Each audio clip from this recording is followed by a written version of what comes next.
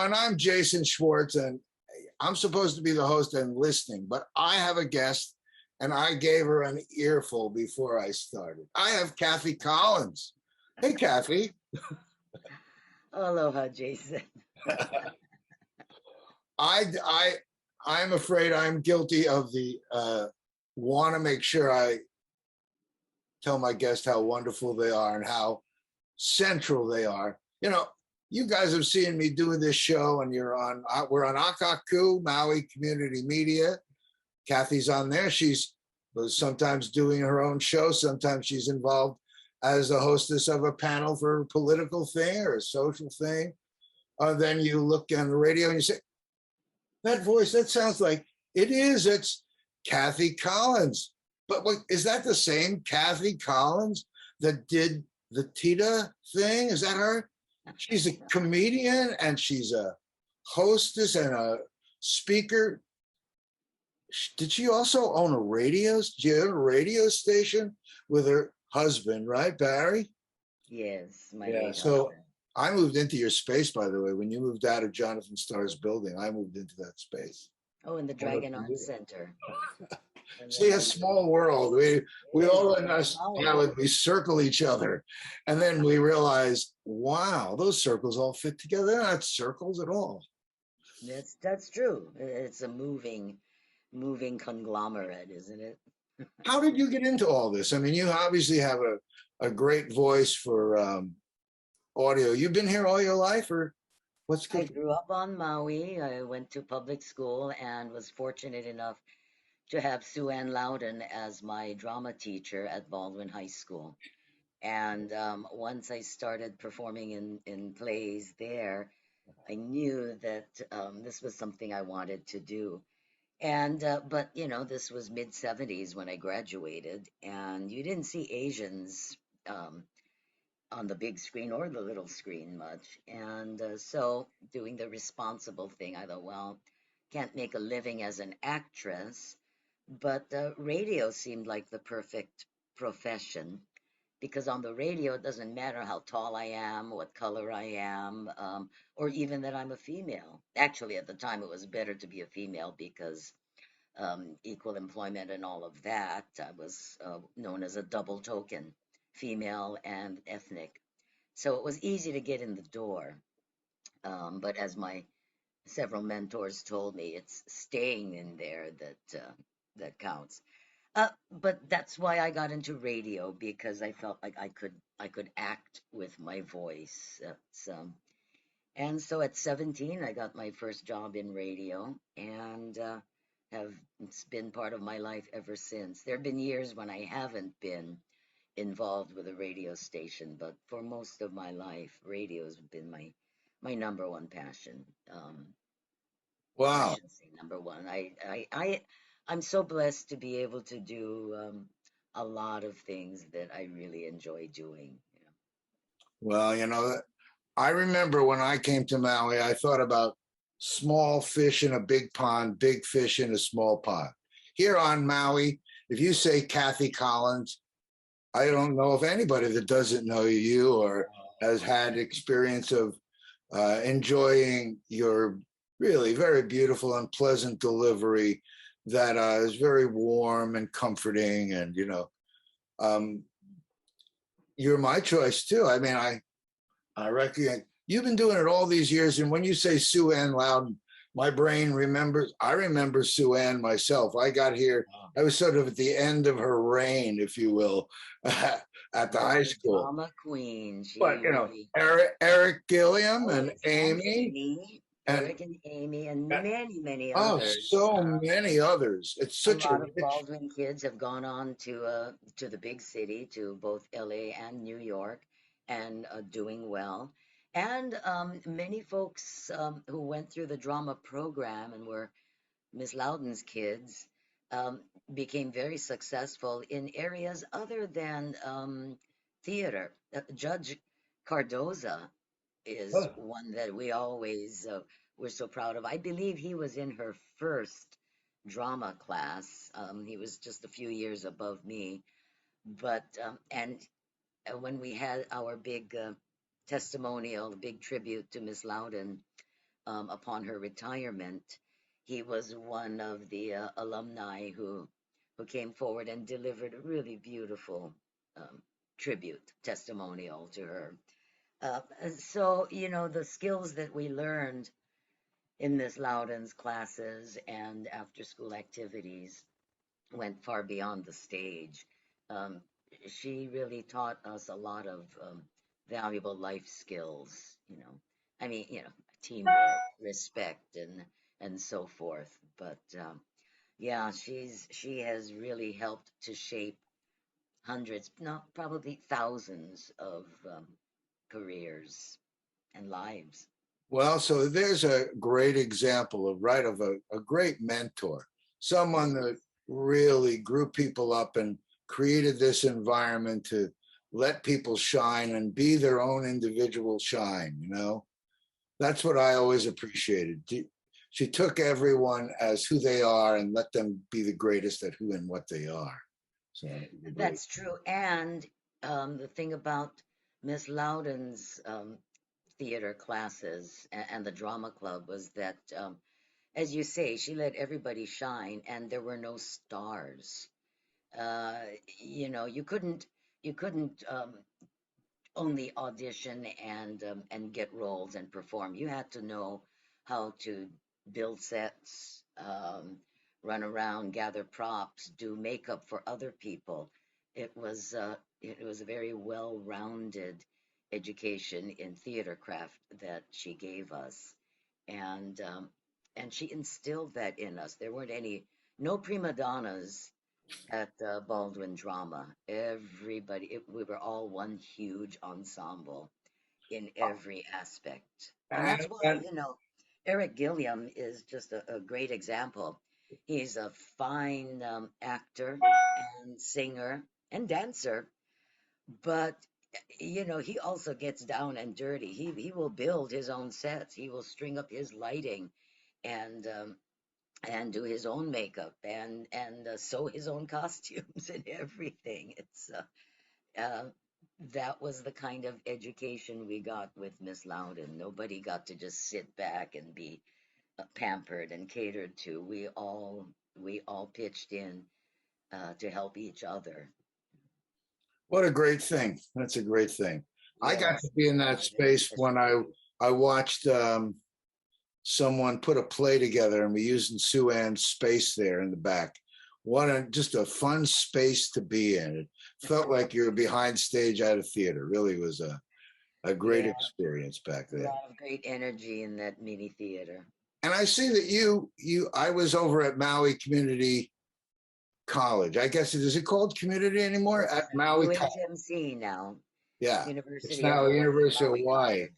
And Brian Cohn, who Yes, my wrote, brother from another acted, mother. directed, brother from another mother. He did get a job where Eric was great. I thought Eric was great, and I love seeing Willie Kay playing the straight man while Eric Yeah. it was very great. And then the next movie, Kuleana's, I guess it's now Maui, right? So how those Yes. kids lucky enough to have Brian teaching and directing a program there in the arts. Yes, he created the creative media program And he that we brings did, you. and he teaches classes. And I get to come and be a guest on in a couple of his classes. Yeah. Well, you are a media, that's why I know these kids need media mentors. They need in what they're doing mentors and people that move them forward.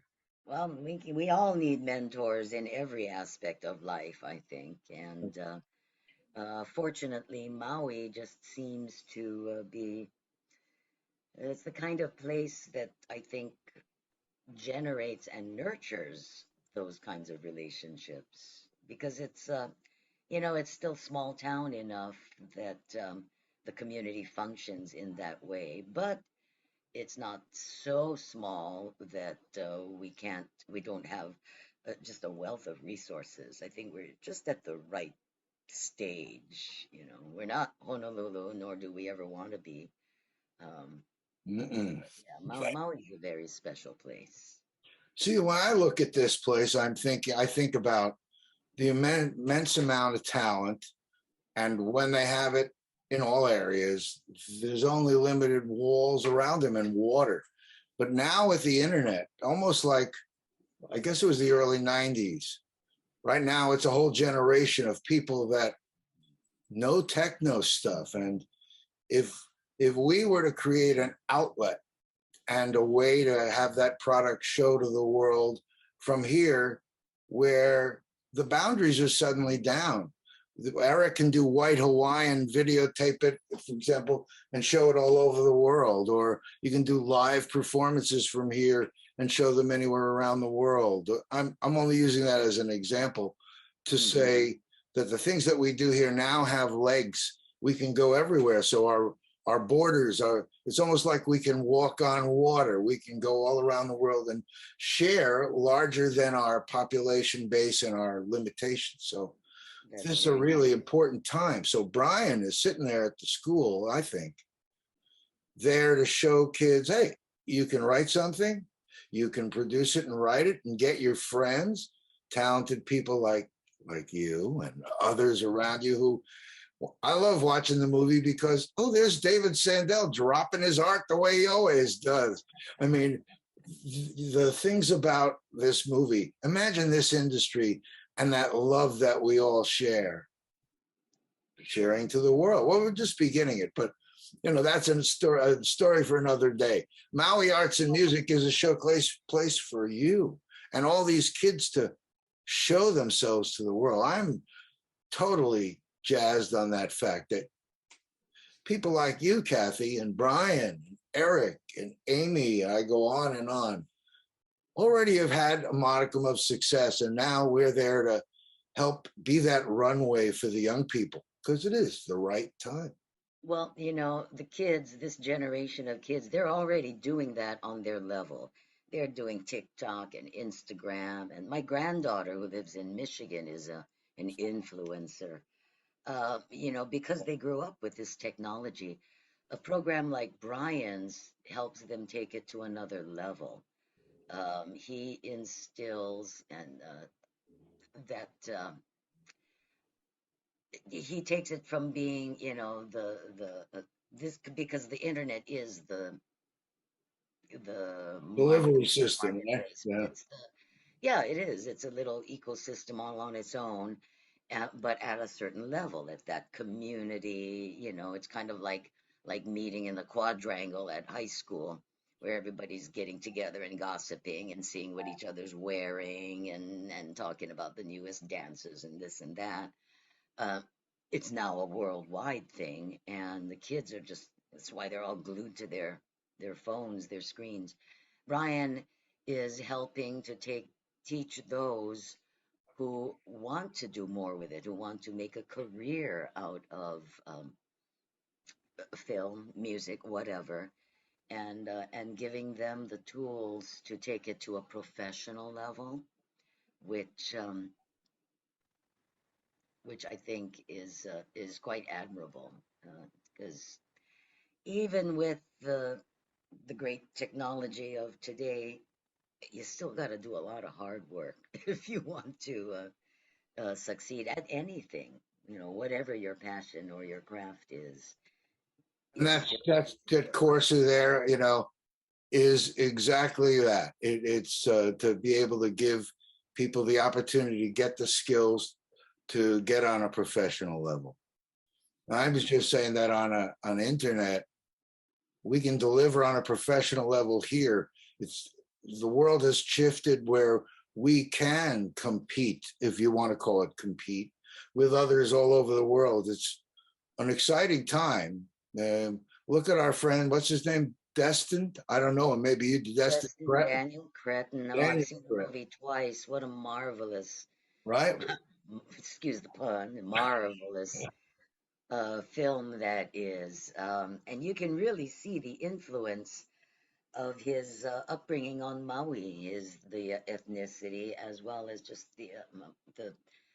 You can see how Maui life shaped his vision and the person that he is. It's I really enjoyed the film.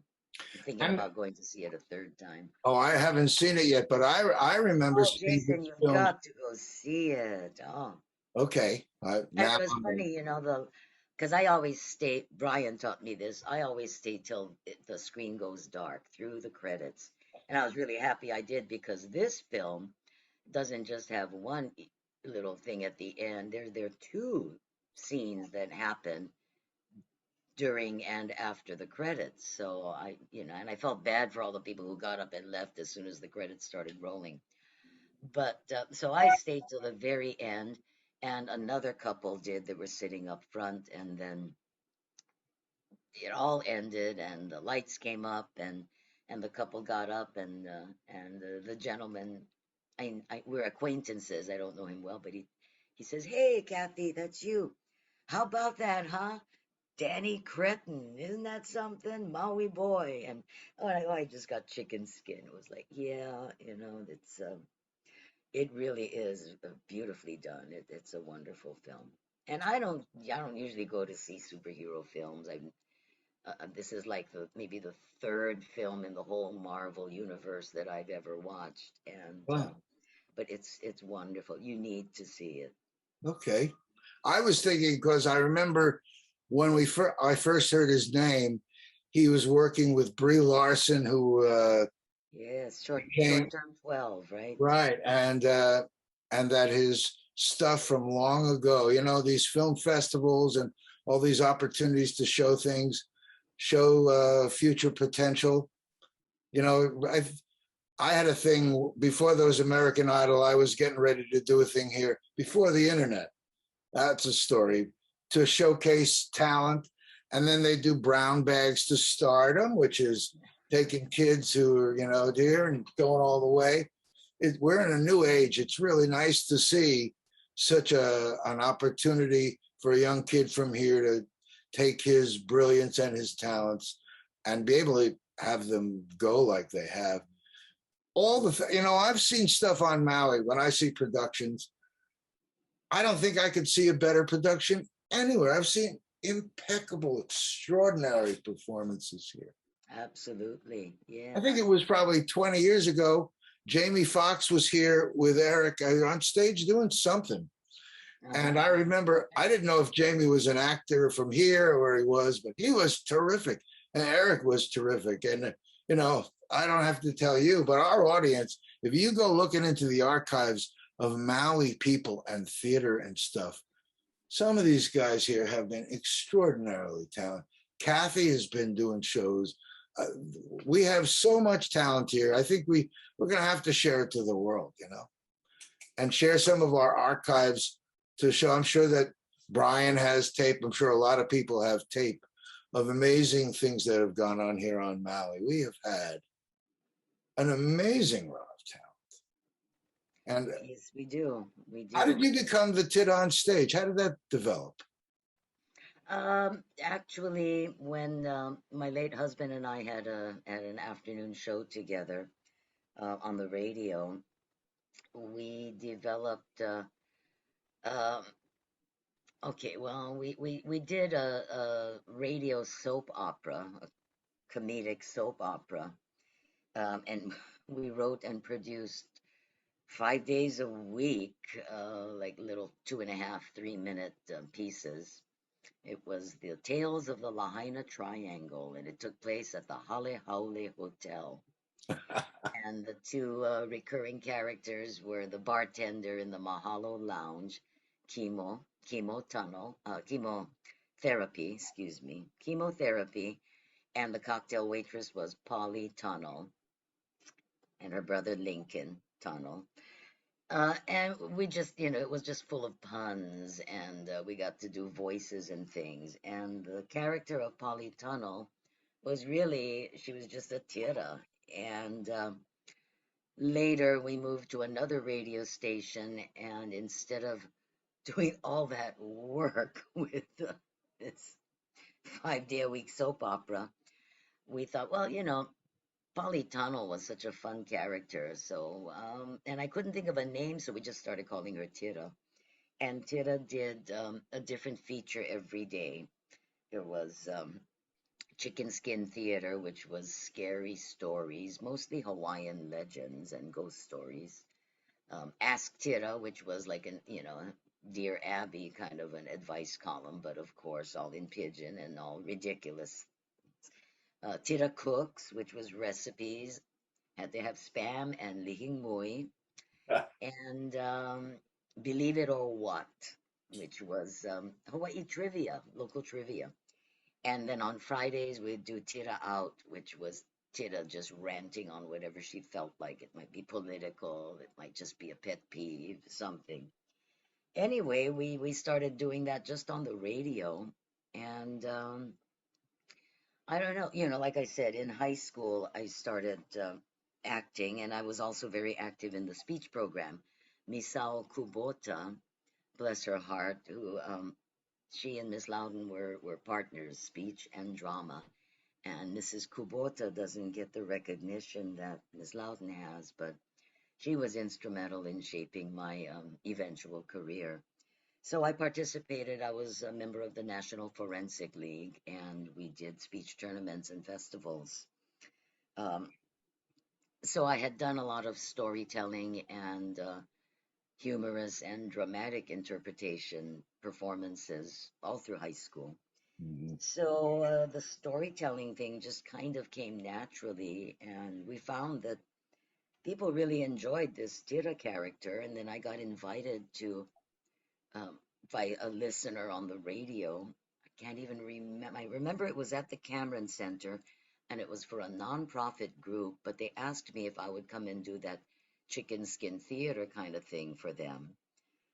So I did. I did like 45 minutes of storytelling, spooky stories in pidgin, and it just kind of grew from there. Jeff Gear, who is a master storyteller, he was for almost 30 years, he was the culture and arts drama specialist, actually, with the city and county of Honolulu.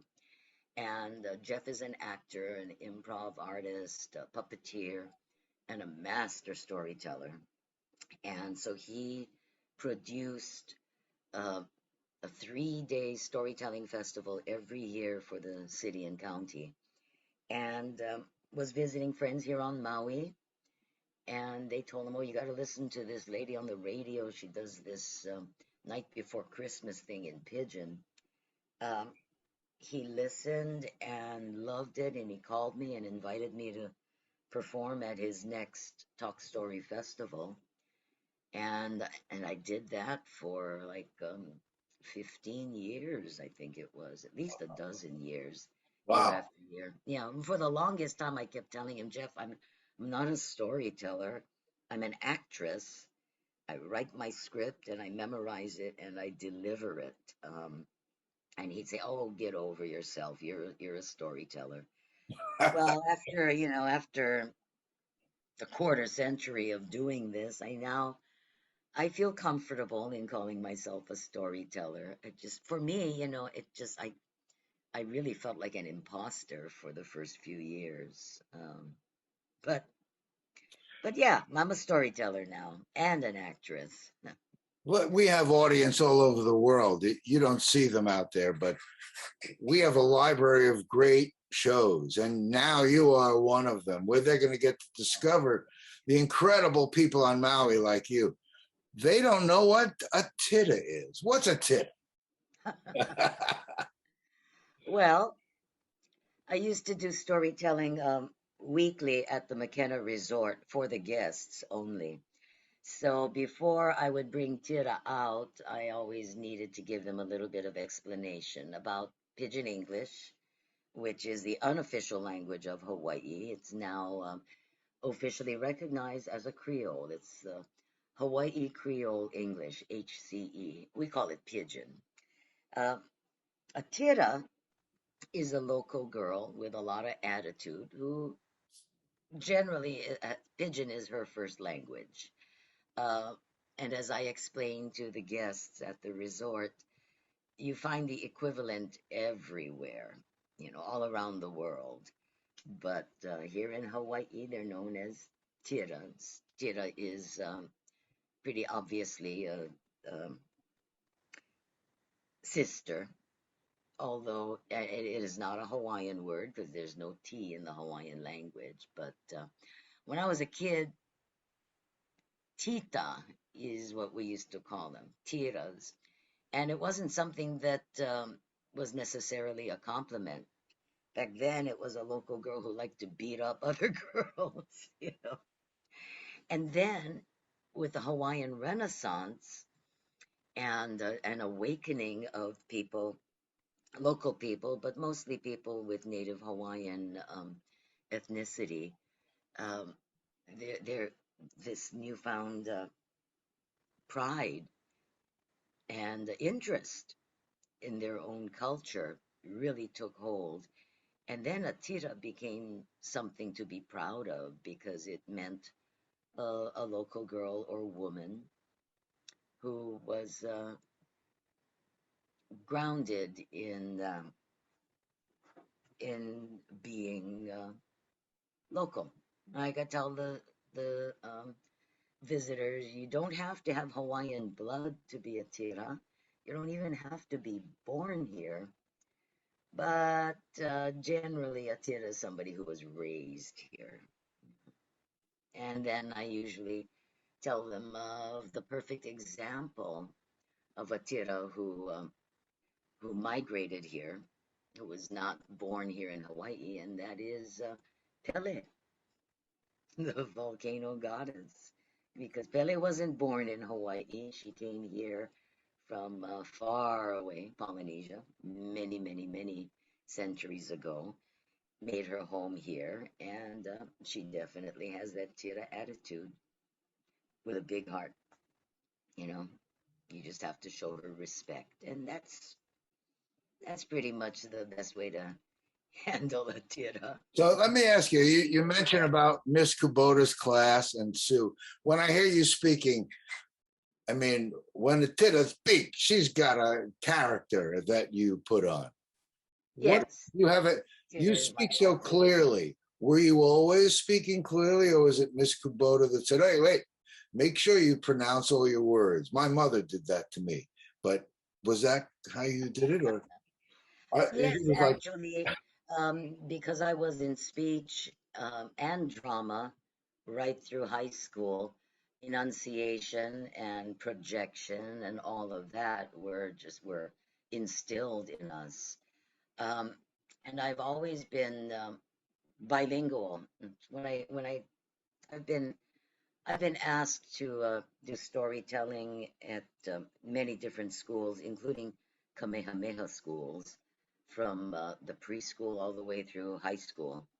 And I give them a little lesson in Pidgin, and I explain that when I was in school, Pidgin was frowned upon, and even in some families, because the perception was that Pidgin was broken English, that only uneducated people spoke Pidgin, yeah, and that was crude.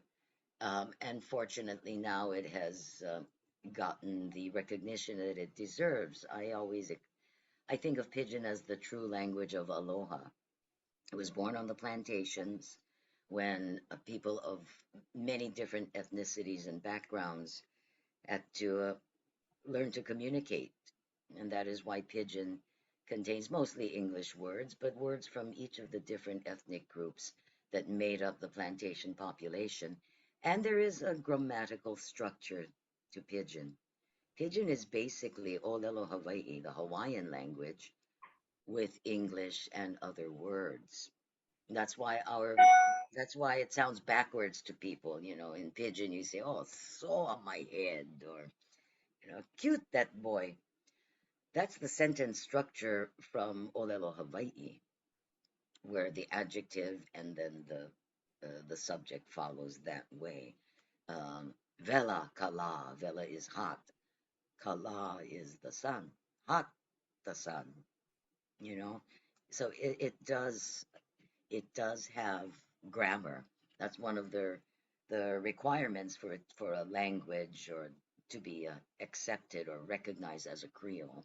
It has to be formed from existing languages. It has to have some sort of grammar. It can't just be nonsense stuff put together. and it has to be spoken by at least a couple of generations as their first language. And HCE, Hawaii Creole English Pidgin, fits all of that. So, um, so I always tell the kids, if you speak regular English, I don't call it proper English because that's what we were told before. Speak proper English. Well, I call it regular, standard English. And you speak Pidgin, then really you're bilingual because Pidgin is recognized as a Creole. And that makes you smarter than the people who think Pidgin is broken English. Um, so I grew up bilingual. Fortunately for me, my parents, the adults in my family, my extended family, did not try to squish the Pidgin out of me, but they did. My parents always admonished me to remember, um, and I teach this to the kids that I speak to, appropriate use of language. Because you're in school or in the workplace where standard English is the norm, then that's what you speak. But when you're out playing with your friends or socializing, and Pidgin is being spoken, well, you sound pretty uppity if you if you try Use to that not formal speak it, American English. you know? Yeah. So What about Hawaii? With the immersion schools, with the Hawaiian immersion schools, learning Hawaiian language. I am I am interested to see as time goes on, where that will go, whether it will be taught past the Hawaiian group and somehow. I'm not sure. it already is. I think it's just a marvelous thing. I studied Olelo Hawaii at it was MCC then with Keope Raymond only because and I remember people telling me, why would you want to study Hawaiian? It's a dead language, and I say I would love to study Latin as well for different reasons. Uh, Was there a pigeon class? Not at the time. There might be now. UH has a curriculum in HCE, but at Oh, the that's time good. that I went, it Yeah. was strictly Hawaiian. I took Hawaiian language and Hawaiian culture classes from Keope Raymond because to me, the Hawaiian language is just so beautiful. It's poetic. And to think there's only 13 letters, the 13th being the Okina, the glottal stop. But I just I just wanted to study the language. For one thing, I wanted to know about what the songs I was listening and singing along to meant. But I just thought and at the time, Punana Leo, the Hawaiian immersion preschool, was just a couple of years old, a few years old. And now, oh my gosh, we've got a generation of kids who've been in Hawaiian immersion right through Yeah. until their senior year and graduating. And it's no longer the schools are no longer confined to kids with Hawaiian blood. Um, there are children with not a drop of Hawaiian blood whose parents felt it was important for whatever reasons. Everybody has their own different reasons to place them in Hawaiian immersion. And that's a real commitment when you do that because you can't just say, "Oh, I want my kid to learn Hawaiian," and put them in there. It's a commitment that the parents have to make, the family has to make as well. They need to learn so that they can help the child. Yeah, that's why I was wondering about the pigeon It's as a a. wonderful So thing. you're multilingual. You're not just bilingual. I'm Yeah. not, I'm not fluent in Okay. Olelo, Hawaii. What? I wish I was, but Well, and if we had a a couple movie, single someone should say, years. "I know 83 languages," and then they spout off curse words in 83 languages. You know, Yeah. that sounds like Saturday Night Live or you know, when I think back through the years, I don't know why it is. Maybe because it's right where you are. You're talking about all the people that I know and love. Keope Raymond, what a terrific teacher. Talk about an Yes. experience. He speaks like an eloquent American English guy. And then if you flip a switch, his pidgin is really extraordinary. And he was also the translator for Sam in court. So he's also an official Hawaiian translator. And Oh, his Hawaiian, his spoken Hawaiian is so beautiful. wow. And yeah, well, and he doesn't look it, but he does have Hawaiian blood. Oh, yeah, I'm sure he does. And, you know, we have such a great, like you say it here, we have a great community. You probably also learned that back at Siouxland. I don't think we have racial issues when it comes to our theater community. What a great learning experience that everybody mixes so well. That's a great blessing. That alone, to take that into the world from that class was a great thing. That's true. You know, when I was in high school, we did have racial tension. There was Kill Howley Day Oh, when yeah. the boys would go around looking for Caucasian kids to beat up. There was also Slap a Jack Day Oh, when some of the browner ethnicities, because Japanese kids were looked at as being stuck up, and maybe we were, you know. Yeah, and but they were all coming to a head then in the 70s, the fights between the different groups. Miss Loudon's class, Miss Loudon's class was a place, or her drama room was somewhere where misfits all fit in. And so it went beyond blurring the racial lines. It wasn't just that, it was the kids who were taunted for being sissies or butchy, the kids who looked weird, the kids who were just loners. Everyone and anyone was welcome in the drama room. And because of the Miss Loudon's teaching philosophy, everyone learned to get along and get together. And I think theater at all levels, anywhere you go, kind of tends to do that. It does draw people who are, you know, maybe, we all march to different drummers, but in theater we can make beautiful music together. yeah. Yeah. Well, let me ask you, here we are in 2021. That's a very fun, when I hear that number, it amazes me. I've been doing my thing now 30 years, and I guess we're going to start showcasing it. Some of it we may have spoken to here lately, but I expect that you're going to be shining on for another. You want to give yourself another 30? Well, I I want to hope see you so. as one of our leaders for the future.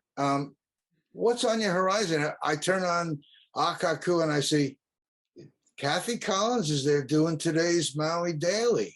Oh What's yeah. going Well, he just asked me to fill in while But I he happened was to on catch you. You know, vacation. I always you're like peanut butter. If there's something that needs to be done, send Kathy. She can smooth it over and make it perfect. Oh, She fills in all the holes. We need someone to be up there on stage, someone that can take it if it comes from the left or the right, can handle it all. You're a veteran that shows her experience, and it's a very beautiful thing, Kathy. well, thank you, Jason. I Anything hope to just keep doing what I do for as long as I can. I enjoy it. I love making people laugh. I like making people cry. I do enjoy serious drama as well. And I just enjoy getting to interact with people. I really, really miss the pre-pandemic gatherings, the public gatherings, the Friday town parties. I did a lot of Polynesian show hosting. Every Sunday on the Pride of America, I hosted two shows, and then I was also flying to Oahu once or twice a week to MC the luau shows over at Sea Life Park and Waikiki Aquarium through the production company that I work for. And my favorite parts of it, they were all wonderful shows that Malu Productions does. But my favorite part would always be after the luau and hundreds of guests are leaving and they get to go through the aloha line and get their pictures taken with the beautiful dancers and talk story. And I just love that. I love meeting people, talking to people. That's why I enjoy emceeing so much, because even if you're just one person on stage and everybody else is out there, you're still interacting, and sharing this energy. And I enjoy that. I enjoy that as much as I do performing in plays and taking on roles. And, yeah. That's My great. parents, uh, my parents taught me to read. My father taught me to read when I was 2. My dad always said that the two greatest gifts he could give me as a father were learning to read and learning to appreciate music. Because both those gifts, once I had them, once I knew how to read and enjoyed music, that nothing, no one could ever take those from me. And he was right. And I was an only child, so books were my closest companions for a lot of my formative years. I And understand. Get to and see the world. thus I went into this fantasy world. I was always daydreaming and play acting, and then I started writing little skits and things and performing them for my parents. I had very indulgent parents. I was very fortunate. Well, we But are very fortunate to have you. You are thank you. a gift. I said it a couple of times, but I know it's true. If Kathy Collins is there, you set the mood for a great experience. You as an MC add that warmth and tie things together in a beautiful way, like a bow. Really, I Oh, just well, want thank you. Well, I try. I try to do that. I figure people come to shows or events to enjoy themselves, and my job as the MC or host is to facilitate that. And I'm just so lucky. I get to just be a Maui girl on Maui to. with Well, my and all you people. around the world, you can have Kathy fly to you and do your I'd luau. be happy to do that. Chicago? No, no, no. We'll see where it goes.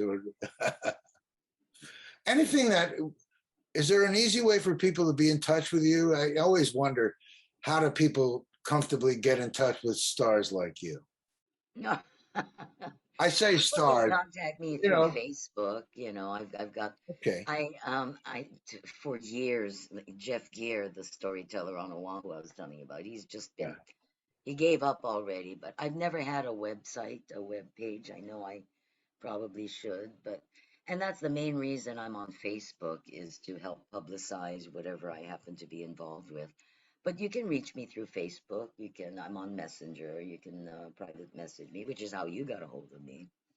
Yeah. That's probably the easiest way to contact me. I write a column for the Maui News. It used to be weekly, but because of the pandemic and the subsequent budget cuts, it's every other Wednesday. But my email address is printed there in the Maui News, Okay. at the end of my column, so that's an easy way to get a hold of me. But yeah, Facebook. Anything that you want, anything that why you have an audience in this informal you'd like to share with them. I just want to make sure that sometimes I have guests that might say later, oh, I should have told them about this is coming up, or this is how I feel. Um, You're so transparent you seem so genuine in every time on or off camera or mic. well, thank you. I'm fortunate. I have several avenues in which I can express myself. My column in the Maui News, I know I'm really blessed to have been given that gift. When they first approached me at the Maui News 11 years ago to do the column, they said, you can write about whatever you want. We just want a Maui girl's perspective on things.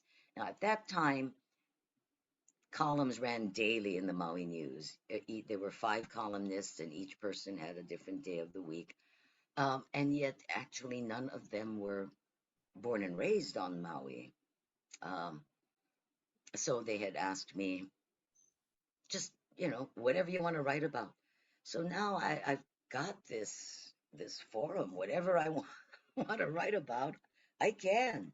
And now, of course, Ben Lowenthal, who is also a lifelong Maui resident, I love Ben's columns. Um, so, I'm lucky. I've got that soapbox if I want it. I try not to use it for really personal stuff, except for indulging in reminiscing, because people seem to like that. I'll write about old time Maui, the Maui I grew up in, and that always gets comments from people, not only those who were here in the 60s and before. I'll write about my mom's growing up too sometimes, but also more recent residents who appreciate learning about what Maui was like before they arrived. Yeah. So I do have that. I guess considering it's a worldwide audience, you know, this has been on my mind quite a bit lately. The fact that, almost 2 years ago, when we first started hearing about this COVID-19 and precautions were being taken, I am sure I'm not the only one who thought, well, okay, we're going to deal with this for a few months, maybe 3 to 6 months, maybe, and then it's all back to normal. I don't know a soul who would have guessed that here we'd be, 20 months later. Um, this is the new normal. Um, to me, the saddest part about it is how it's just fractured uh, relationships. It's been so polarizing Yeah. and politicized, and I don't want to sound all Pollyanna, but it saddens me that we've come to this point, even in a community as tight knit and as tolerating as Maui has traditionally been, and it's such a shame because at first, the first 6 months of the pandemic, it was kind of like, well, the silver lining is that we have to stay home, we can't be out working and partying, so we're getting to know our close families and ourselves a lot better. And, I wish that were still the case, but unfortunately, it seems to have, for some people, made it even worse. And I'm really looking forward to the day when we can comfortably gather again in large numbers. Like I said, I miss the Friday town parties and dancing with people and hugging and all of that. And I know we'll get back to that. I know we'll probably be wearing masks for the rest of our life. It's so funny, when I was a kid and the Japanese tourists would come and they'd be wearing their masks, and we thought, what are they afraid of catching? And it turns out they were being polite, trying to prevent their own germs from spreading to everybody else. Yeah, I think, well, it was like after 9/11. Look at what we became accustomed to, in the first few months. It was, what do you mean we can't we can't accompany our loved one all the way to the gate, and we have to have people inspect our bags. We can't carry liquid. We got to take off our shoes.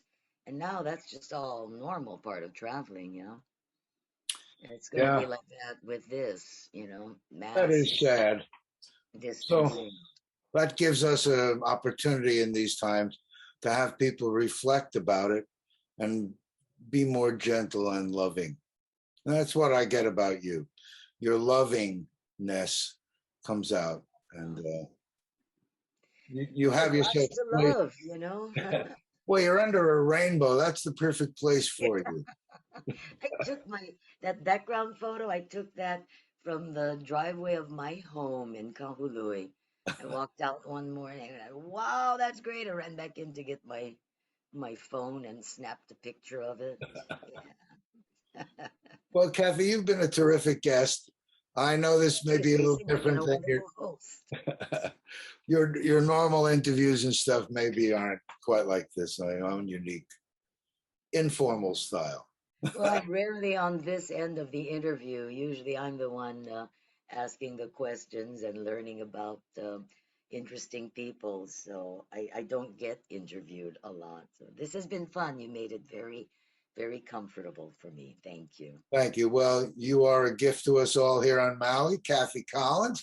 And to all you in the parts of the world, you're going to get to know Kathy more and more as time is going on because I have her on my radar and I got some things I think we're going to have her be doing. She's going to help create and bring all kinds of people up the chain of life. Kathy, thank you for joining me. Really, thank you. Thank you, Jason. I very much appreciate this. I Have hope a to speak to you soon. wonderful Maui Day. Thank you. And you too. Aloha. Aloha. I'll be speaking to you soon, I'm sure. All right. And all you out there in television and radio, is there television? Media land. Thank you for joining us, and we will see you again. Aloha.